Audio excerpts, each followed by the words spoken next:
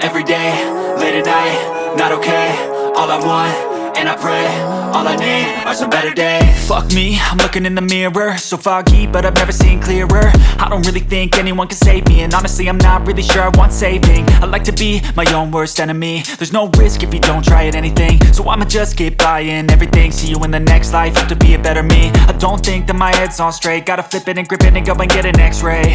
What's wrong with me? I just feel weight pushing on my chest and it squeezes till I suffocate. Better change my mindset, meditate. It's pretty cool that I'm alive and have better days. I could walk, see, hear, I should celebrate.